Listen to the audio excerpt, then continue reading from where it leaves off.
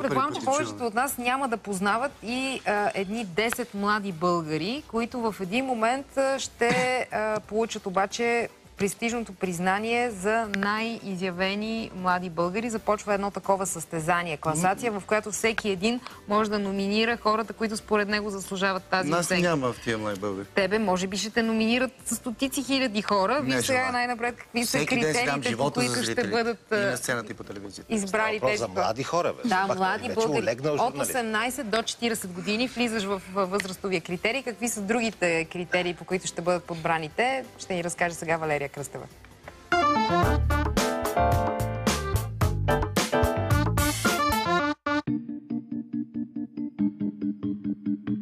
Ако познавате човек, който има лидерски качества и изпъква като един от най-добрите в своята област, сега имате възможността да го представите пред обществото, като го номинирате за конкурса Най-изявените млади личности на България.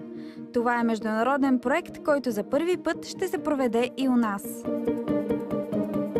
Идеята на тази програма е да се отличат най-изявените хора в различни области. 10 са тези области, които са предвидени в програмата. И те не само да се покажат на обществото, по някакъв начин тези хора да повлияят за по-доброто развитие в обществото, за да мотивират, да бъдат като някакво вдъхновение за хората. Номинираните трябва да са на възраст от 18 до 40 години и да са се изявили в една от следните категории – бизнес, политика, академично лидерство, култура, морално лидерство, човешки права, доброволчество, наука, медицина и личностно развитие. Номинациите стават онлайн, а крайният срок е 30 април. Всеки може да номинира и всеки може да бъде номиниран, като може да бъде номиниран само в една категория. След което специално жури ще избере в 10 категории по един победител. Тези два критерия са основополагащи. Да са направили нещо, с което допринасят за всички ни и разбира се това да бъдат вдъхновение за други, за да ги последват. От там нататък имаме един набор от критерии, които са свързани с самите ценности, заложени в този конкурс, които, когато човек ги погледне, би казал, тези хора просто трябва да правят добри неща.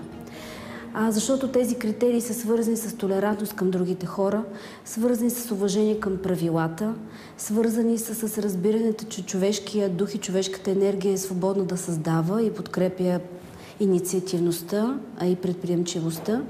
Така че това са все критерии, които можем да обобщим най-вече в една дума и това е добро.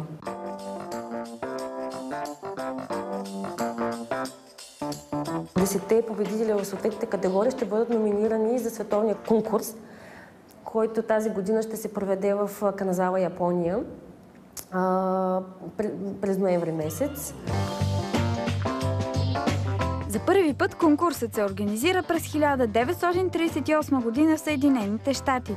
От 1983 насам той се провежда и в други страни.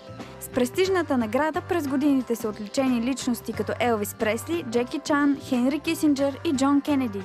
Организаторите на конкурса у нас вярват, че е напълно възможно българин да се нареди сред световните победители.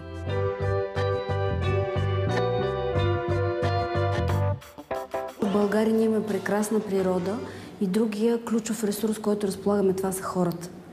Така че тук имаме забележителни хора. Въпросът е да ги намерим, те да повярват в себе си за това, че са забележителни и да ги направим достояние на света.